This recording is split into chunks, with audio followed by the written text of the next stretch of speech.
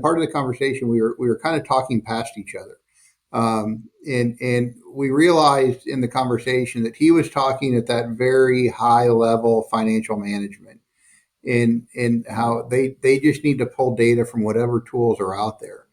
And the reason we were talking past each other is I was talking a little more at that technical level on how do we get the actual metrics and data that we need from the ground level devices to build that plan, right? And so where we came to the conclusion is, he's like, okay, so Visual One's at that ground level, pulling the detailed technical metrics, matching them with the financial data that's going to roll up to the tools that are going to do the true financial management, the true IT financial management. So, it seems like as people mature in that space, there's going to be a lot of room there for a lot of different tools that have to come together to give that data.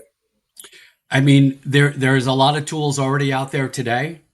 You know, you and I have been around for a while, right? So people, process, and technology. You look at a large scale process, a large scale technology project. That's what you're looking at. The interesting aspect is when you think about FinOps, the easiest part is almost the technology, right? It's now becomes the people and the process. I look at IBM's stack. I look at where we are today, like where Gartner looks at us and like is bowing, right? From a FinOps perspective, we're up in the upper right hand quadrant, and no one is really close to us.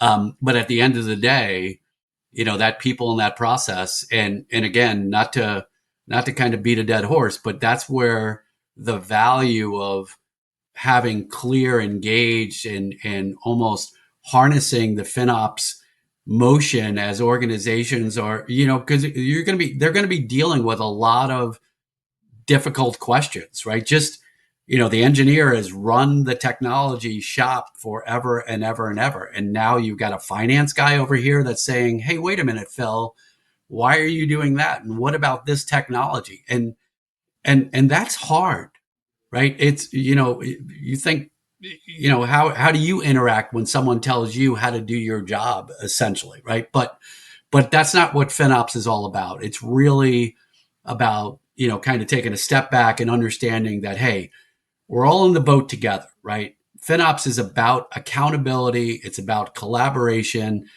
There's a multitude of different use cases.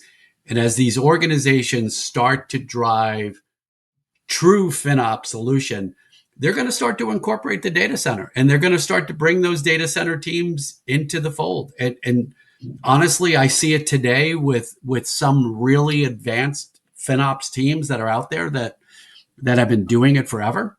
I can think of three off the top of my head, and they've all got one common denominator. The teams are all different in their structure to a certain degree, but they all have got a great executive sponsor, like a C-level executive that actually cares. And that's the one thing. If I had some advice to offer up as folks are kicking off their FinOps journey, within your environment, is make sure you've got that executive sponsor, someone that's going to go to the mat.